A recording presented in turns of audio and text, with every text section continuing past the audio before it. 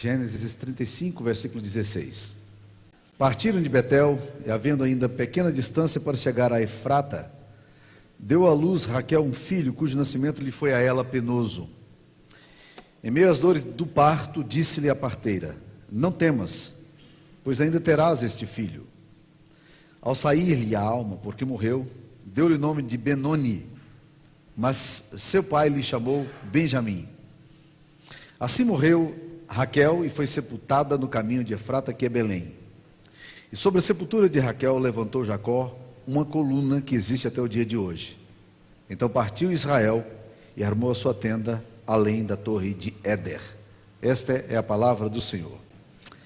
Meus queridos irmãos, Gênesis 35, 16 nos conta uma história, no mínimo, intrigante. A palavra de Deus nos diz que Raquel está nos dias de dar à luz ao seu filho, e o parto dela se complicou. Seria mais um parto complicado no meio de tantas histórias de perdas que nós conhecemos e que a história humana já registrou.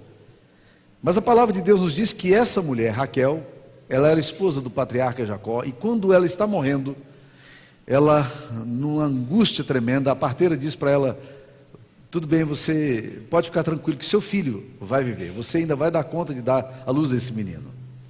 Mas o parto lhe foi extremamente penoso, e quando ela terminou de dar à luz, ela expirou, e ao expirar, ela passou o seu filho à parteira e disse: Benoni. A palavra Benoni significa filho da minha dor. E assim ela expira e morre Raquel. Logo em seguida entra Jacó, a sua esposa morta. Um quadro trágico, um quadro de perdas tremenda. A mulher da vida dele, a mulher que ele amou tremendamente. E quando ele pega a criança, naquele momento, a parteira olha para ele e diz assim, ela disse que o nome dele é Benoni. Ele pegou o filho dele e virou o nome do filho dele e disse: não, o nome dele não é Benoni, o nome dele é Benjamim. Não parece muito intrigante que um homem resolva, no último ato da sua esposa amada, negar-lhe um pedido, negar-lhe um desejo?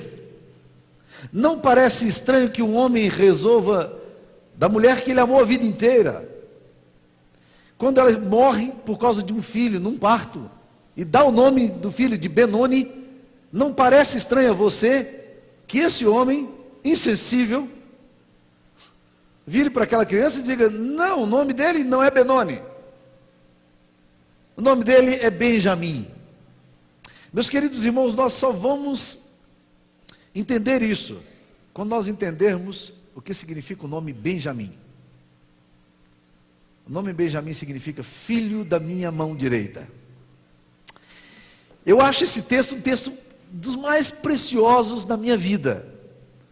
Acho esse texto de uma sensibilidade de um homem que não era muito sensível, um homem chamado Jacó.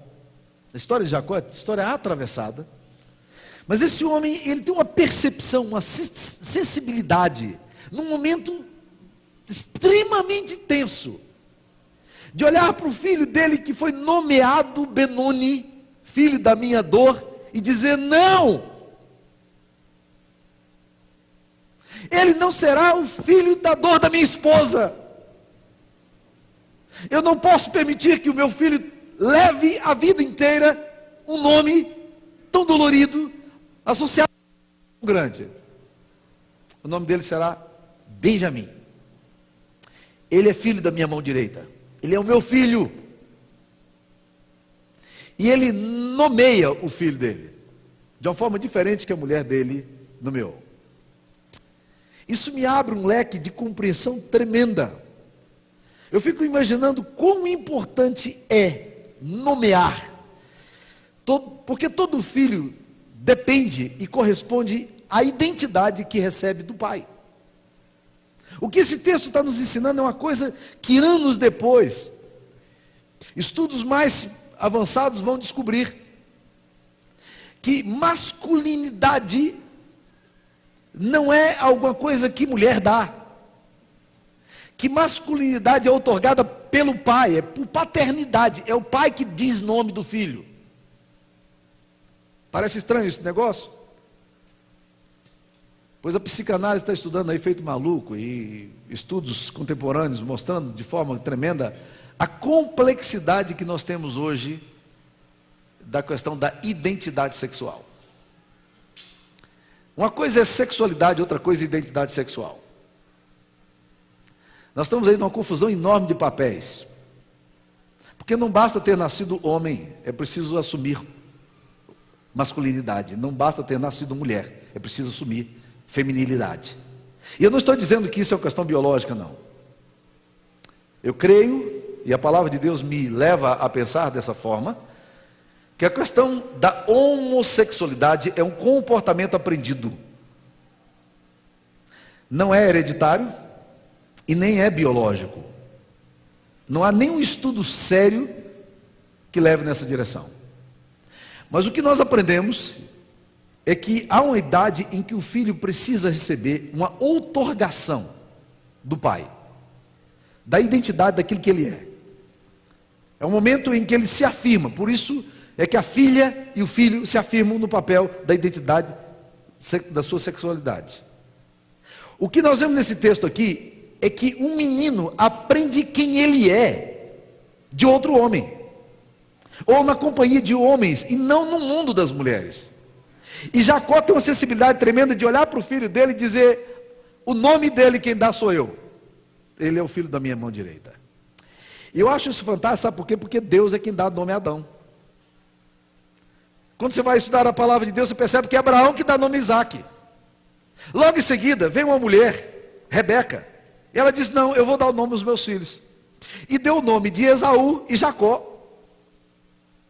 Agora você vai estudar a história de Esaú e Jacó, você vai perceber que esses meninos vão lutar o resto da vida por uma bênção. Porque eles precisam da afirmação não da mãe, mas do pai. E essa afirmação só virá de uma forma extremamente conturbada, num momento tremendo que a palavra de Deus nos descreve no capítulo 27 de Gênesis. Quando Jacó rouba a bênção do pai, o nome do pai. Ele rouba a primogenitura. Jacó, ele próprio, ao pegar o filho dele, Benoni, filho da minha dor, ele me parece, e aqui uma percepção da minha alma, que ele olha para o filho dele e disse: mais um. Porque quando eu nasci, minha mãe botou o nome em mim de Jacó. Sabe o que significa Jacó? Trambiqueiro, enrolão, safado. Porque quando ele nasceu pegando o pé do irmão dele, Esaú. E quando a mãe dele viu ele com aquela atitude lá, uterina, nasce um, o outro literalmente pegando o pé do irmão. Ela diz: esse aqui vai ser complicado. E nomeia o nome dele dizendo: você é complicado, você é bagunçado, você é encrenqueiro, você é enrolão. E Jacó vai corresponder a isso. Jacó vai viver esse drama na alma dele, de ser um menino nomeado pela mãe com nome que é horrível. Adolescente, pré-adolescente, os meninos chegam: como é que é o seu nome mesmo? Enrolão. Como é que é o seu nome mesmo? Trambiqueiro.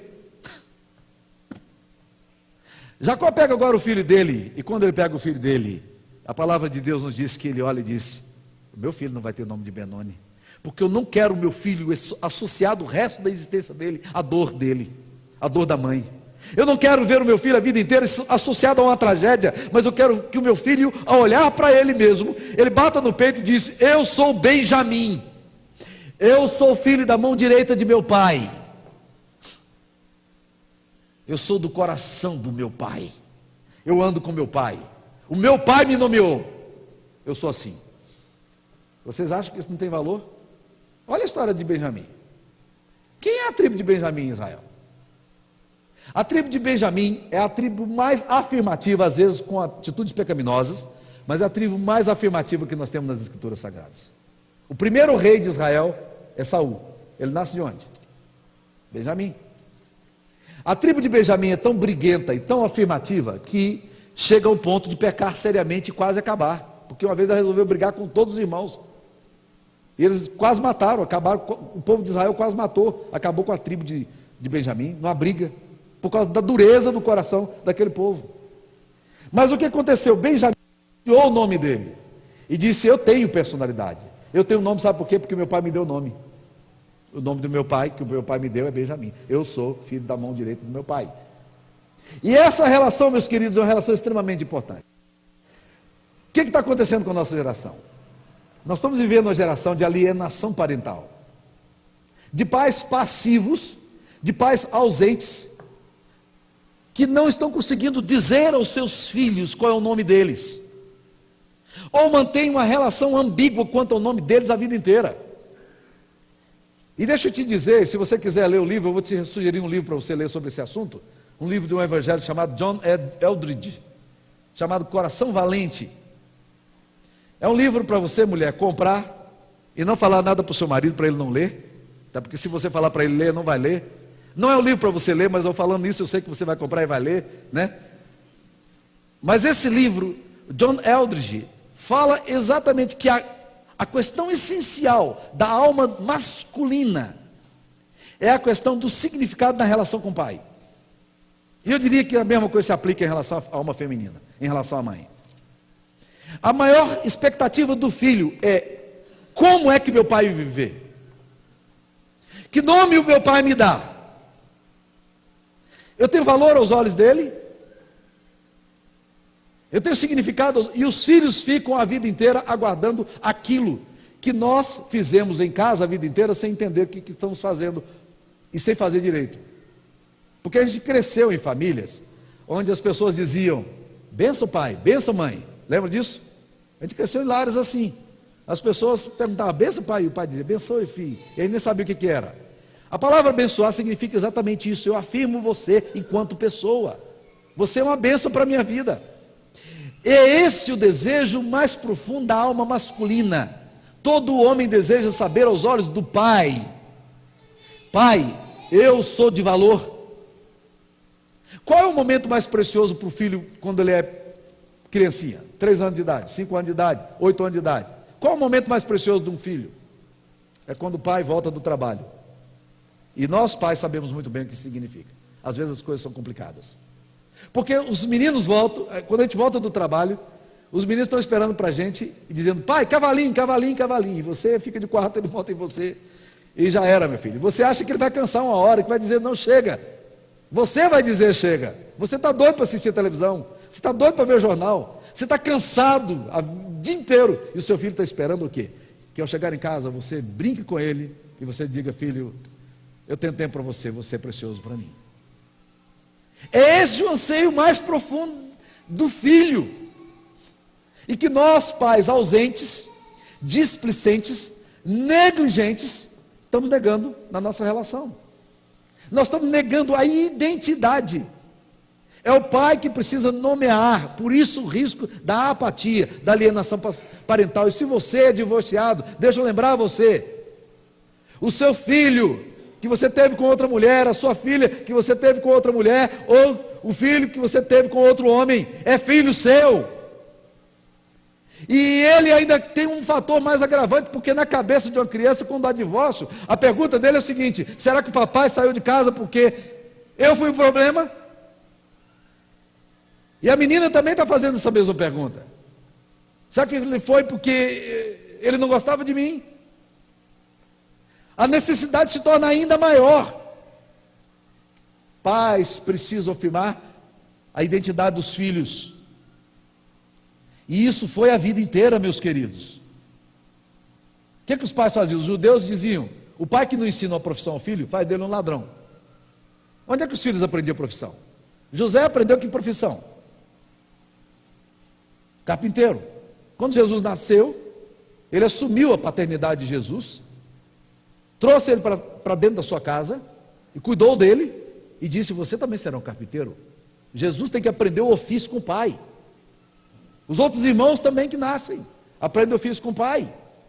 É fundamental que isso aconteça. Por quê? Porque masculinidade é outorgada. Será que nós temos outorgado essa masculinidade aos filhos? Há um tempo atrás eu estava tendo uma conversa com o Cléo, e o Cléo Padilha, que me deu uma aula de antropologia. Porque eu não sei se vocês sabem, mas o Cléo nasceu numa tribo indígena, em Roraima. Ele nasceu entre os macuxis, é autêntico, sangue puro macuxi, né?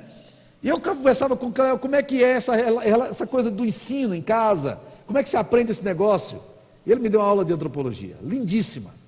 Ele disse, olha, quando os filhos na tribo macuxi fazem 5 anos de idade, para espanto de vocês, mulheres, os pais pegam os filhos com 5 anos de idade e vão com eles para o meio do mato, 5 anos de idade, para ensinar a caçar. Aí eles vão passar uns 2, 3 dias no meio do mato, e as mães desesperadas da tribo, porque os filhos estão no meio do mato só com os homens. Ali as primeiras lições de masculinidade começam a acontecer. Mas isso, meus queridos irmãos, deveria ser o normal nosso. O que está faltando para nós? Essa habilidade de pegar os nossos filhos e dizer, meu filho, você é filho da minha mão direita. Meu filho, você pode estar certo, meu filho, de que você é precioso para mim. Um outro autor que trabalha muito sobre a questão do papel masculino, Blay, um autor cristão, ele diz o seguinte: não receber nenhuma bênção do pai é uma ferida que não se cura no coração de um homem. E nós precisamos nos preocupar com isso. Os nossos filhos estão perguntando, eu significo algo para você? Como é que eu sou, pai? E nós muitas vezes, no nosso silêncio, nós somos ambíguos. Nós não dizemos aos filhos, talvez, e os filhos ficam lá perguntando, talvez eu seja, talvez eu não seja. Mas nós precisamos exatamente dizer aos nossos filhos, filho, você é o meu filho da minha mão direita, você não é o filho da minha dor, você é a fonte da minha alegria. Porque os nossos filhos estão carentes disso, eles buscam afirmação masculina e eles necessitam de padrão masculino dentro de casa. E a mesma coisa se aplica também para as filhas. Eu quero entrar daqui um pouquinho sobre esse assunto. Nomear é importante, meus irmãos, antes de mais nada, porque o filho corresponde a essa nomeação. Segundo, porque todos precisamos discernir nossa identidade a partir do pai. Isso é bíblico. Jacó estabelece a perspectiva. Quando lhe traz o filho e diz, é filho da dor de Raquel? Não. O que é isso? Meu filho vai viver a vida inteira assim? Não. Filho, esse menino aqui é Benjamim. É o filho da minha mão direita, ele será importante para mim. E eu acho fantástico quando Jesus se preocupa com esse negócio com os discípulos. Uma vez Jesus mandou em Lucas 10 os discípulos saírem para evangelizar, de 2 em 2 eles saíram para evangelizar, e no caminho aconteceram coisas muito interessantes, muita cura, muita gente se convertendo.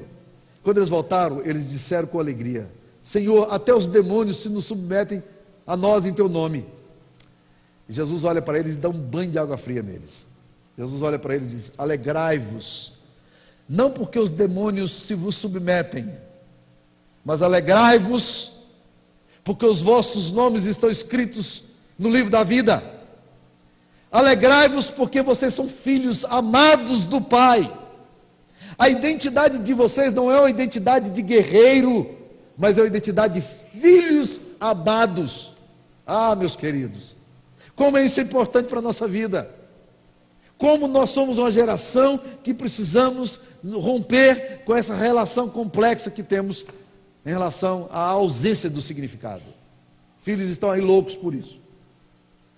Nós pais precisamos fazer isso. Porque lá no silêncio da nossa alma masculina, nós estamos ansiosos por ouvir do nosso pai, você é o meu filho amado.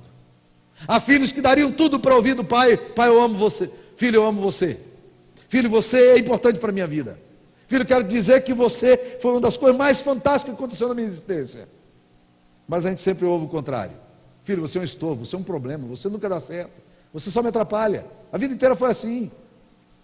Você é o filho da minha dor, meu filho. E o filho está dizendo, puxa vida, pai, eu gostaria de ouvir uma outra palavra do Senhor. Eu gostaria de ouvir o Senhor me dizendo que eu sou o filho da sua mão direita. Ah, pai, eu gostaria de ouvir isso do Senhor. Nomear é importante, meus irmãos, porque nos livra de estigmas, ou daquilo que nos estigmatiza. Nome é nossa identidade. A imagem que vamos construir, ela pode ser depreciativa ou afirmativa, e uma imagem depreciativa é um desastre. Filhos constroem imagem, antes de mais nada, pelos pais. Mulheres também têm suas feridas provocadas por violência ou por negligência paterna. Existe também a dor da alma feminina, dessa menina que quer ser mulher e que anseia por um outro reconhecimento, por uma outra apreciação, mas que tem que surgir do pai também. Há um tempo atrás, eu falava sobre relacionamento pais e filhos aqui nessa igreja. Terminei o sermão e levei um sermão. Uma mulher da igreja, psicóloga, me procurou e disse: pastor, quando o senhor for falar da próxima vez, fale da importância do pai abraçar suas filhas. Fala da importância dos pais afirmarem a identidade das suas filhas. Porque as meninas de hoje estão correndo por braço de outros homens que não valem nada, porque nunca encontraram em casa a referência masculina. E vão desesperadamente no anseio profundo da alma de ouvir do cara: você é uma pessoa bonita, eu aprecio você, eu admiro você. Coisa essa que nós pais nunca fizemos com nossos filhos, com nossas filhas. Filhas também precisam do abraço dos pais e que digam: você é preciosa para mim, filha, você é linda, eu amo você, você é muito preciosa para mim, você tem valor. Existem muitas verdades simbólicas que precisam ser ditas, meus irmãos, e nós esquecemos. A violência paterna não é só a verbal e psicológica, ela pode ser também silenciosa, ela pode ser violenta, e às vezes a violência é do silêncio. Com silêncio eu estou dizendo: você não é desejada, e aí surge o perigo da atenção distorcida. Pais que negam força à sua família e vão atrás de outras mulheres, eles estão dizendo aos seus filhos e às suas filhas: vocês não são preciosos para mim. E os garotos ficam desesperados, perguntando aos pais, lá no íntimo da alma dele: pai, eu sou capaz, pai, eu tenho o que é necessário, pai, eu sou um homem mesmo, pai, o que o senhor acha de mim? E nós, pais absolutamente ausentes, olhamos para os nossos filhos e não percebemos a angústia dos filhos de ouvirem dos pais: você é o filho do meu coração, você é o filho da minha mão direita. Crianças buscam a aprovação dos pais. A maioria dos homens passa toda a vida perseguidos ou deformados pela resposta que receberam ao perguntarem aos seus pais, de forma implícita ou explícita: pai, o que o senhor acha de mim? O pai que perde esse momento de dizer para o filho o que ele é e afirmar o seu coração, a dignidade dele, perde para sempre o coração do filho. Agora deixa eu terminar aqui, ainda que não seja um término bem rápido, mas deixa eu tentar entender o Evangelho aqui nessa perspectiva. Isso aqui, meus queridos irmãos, é a coisa que nós precisamos saber. Isso aqui, irmãos, é o que nós precisamos fazer. Isso aqui, irmãos, é o que tem que descer para o nosso peito e nos transformar. Sabe o que você vai fazer com isso que você soube hoje? Nada. Nada. Você vai continuar fazendo do jeito que você faz, errado, atropelado, torto. Quer ver? O apóstolo Pedro, ao escrever na primeira carta dele, no capítulo 1, versículo 18, ele diz o seguinte: não foi por prata e ouro que vocês foram resgatados do vosso fútil procedimento que vossos pais vos legaram, mas pelo precioso sangue do Cordeiro, conhecido antes da fundação do mundo. Ele diz algumas coisas importantes. Ele diz, primeiro, de que o sangue de Cristo veio nos resgatar do nosso fútil procedimento. Segundo, ele veio nos resgatar do fútil procedimento que nós herdamos dos nossos pais. Ou seja, nós temos dois problemas a enfrentar, e o sangue de Cristo é que vai nos ajudar a vencer isso. Primeiro, nós temos que enfrentar a futileza do nosso próprio coração. As nossas atitudes são fúteis. Em outras palavras, nós não pegamos o que é essencial. Nós somos vaidosos, nós somos presunçosos, mas o nosso coração nunca apreende aquilo que é essencial, por isso é um coração fútil. Nós vivemos na vaidade dos nossos próprios pensamentos, nas atitudes comportamentais que nós construímos. Muitas vezes na nossa história nós agarramos em ponto da nossa existência e não conseguimos avançar um dedo sequer, e vamos morrendo, envelhecendo e nos tornando cada vez mais ranzinhos e mal-humorados e mais secos e mais distante dos filhos. Nós não somos mudados, porque o fútil procedimento, as futilezas do nosso coração estão introjetadas em nós e fazem parte de nós. Nós não precisamos culpar ninguém, nós não precisamos jogar a culpa do avô, na mãe, no pai, ninguém. Nós temos em nós a nossa ambiguidade, os nossos paradoxos, o silêncio que não quer dizer, a afirmação que precisa ser dita, a declaração que não é feita, o abraço no filho para dizer: você é filho da minha mão direita, o abraço na filha para dar-lhe um beijo e dizer: querida. E nós vamos dizendo: eu nasci assim, eu cresci assim, eu sou sempre assim, Gabriela, não é? Nós vamos viver na nossa tolice, gente, sem mudar um ponto da existência, na futileza de pensamento que não sabe onde quer chegar. E nessa hora você tem que orar biblicamente. Nessa hora você tem que olhar para a cruz e dizer: Senhor, eu já percebi o meu fracasso, eu já percebi a incapacidade do meu coração de mudar-me, mas eu aprendi, Senhor, que há poder na Tua palavra, eu aprendi que há poder no Teu Espírito Santo e eu preciso ser transformado de dentro para fora. Faz isso em mim, Senhor. E aí eu desisto de mim, mas eu olho para a cruz. E se há um lugar que a minha futileza pode ser destruída, e alguma coisa de valor possa ser colocada, é na cruz, é pelo sangue do Cordeiro. Segunda coisa, nós temos outra barreira a vencer, porque o texto lá diz que vocês foram comprados com sangue do Cordeiro, para serem libertos do vosso fútil procedimento, que vossos pais vos legaram. Ou seja, agora tem um legado também, tem um legado histórico, tem um legado de condicionamentos, tem um legado de cultura familiar, que a gente tem que vencer. E aí eu olho para esse texto, meus irmãos, eu tenho uma percepção desse texto aqui, me enche o coração, porque Jacó, quando nasce, a mãe dele chega e diz: é safadinho mesmo, é enroladão mesmo.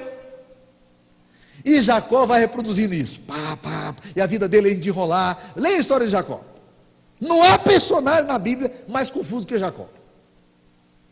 Um dia Jacó, mais uma vez, está fugindo dos rolos que ele aprontou, das brigas que ele arranja na história, porque ele é trambiqueiro mesmo. E quando está voltando, ele se depara com uma situação na qual ele tem que olhar para Deus.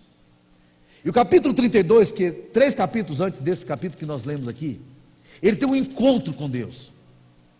E Deus, naquele encontro, no vale de Jaboque, lhe faz uma pergunta que Jacó jamais gostaria de responder para Deus, porque ele não gostava de responder isso nem para os amigos, mas agora ele tem que dizer para Deus. Deus, ali com Jacó, olha para ele e diz: qual é o teu nome? Vocês acham que Deus não sabia qual era o nome de Jacó? Qual é o teu nome? Qual é o teu nome? Jacó é o meu nome. Eu sou assim mesmo. Esse é o meu jeitão. E ele disse: agora tem uma coisa, Deus, eu não te largo aqui hoje enquanto o Senhor não me abençoar. E naquela noite Jacó é tocado por Deus, e Deus olha para os olhos de Jacó e diz: mudei teu nome, não é mais Jacó. Aquele nome que ele precisava ter, aquela afirmação que ele precisava ter na sua história, surge aqui agora. Nesse exato momento ele olha para Deus e diz: Deus, eu preciso ter um nome diferente mesmo. E Deus diz: seu nome agora será Israel. A primeira vez na Bíblia em que o nome Israel é usado, acontece no capítulo 32 de Gênesis. Disse: agora o seu nome foi mudado, você não é mais Jacó, você agora é aquele que luta como príncipe contra Deus e vence. Eu mudo a tua história, eu mudo o teu nome, eu mudo a tua identidade. Vocês estão entendendo por que Jacó reage assim agora? Capítulo 35. Jacó está lá ansioso, Ele sabe que a situação da sua esposa não está boa, a parteira está preocupada, a mulher está para morrer, a situação é grave, é difícil, não tem ali um ginecologista, não tem recursos, é no deserto, ela tem que dar à luz ao filho, e na hora que ela está morrendo, ela consegue dar à luz ao filho e diz: Benoni. Jacó entra, aquele quadro patético, a dor estampada, ele olha nos olhos do filho e disse: mais um não dá. Eu não vou reproduzir minha história familiar. Eu não suporto mais ver o meu filho agora, a vida inteira estigmatizado com o nome como eu tive. Jacó nunca mais. Na minha casa não tem Benoni. Esse filho meu não vai crescer o resto da vida associado à dor. O meu filho vai crescer o resto da vida sabendo que ele é o filho da minha mão direita. Ele tem valor. E eu vou amá-lo. Ele é o último presente que a minha mulher me deu. E ele é o filho da minha mão direita. E eu não vou abrir mão disso. Jacó não, gente. Benoni não. Não dá. Qual o nome que você tem dado ao seu filho? Qual o nome que você recebeu do seu pai? Qual a identidade que você traz lá dentro? E qual a resposta que você gostaria de ouvir do seu pai? Quanta coisa tola tem sido dita a nosso respeito e nós vivemos debaixo dessa sombra. Quanto nome nos foi dado e que a graça de Deus tem que nos ajudar a superar. Qual é o estigma que você traz no seu peito? Como menina, como mulher, como esposa, como mãe, como pessoa idosa aqui hoje, que ansiou a vida inteira uma palavra de afirmação, como Jacó fez com Benjamim, que nunca teve. Que silêncio é esse da tua alma? Que dor é essa que não consegue ser dita a ninguém?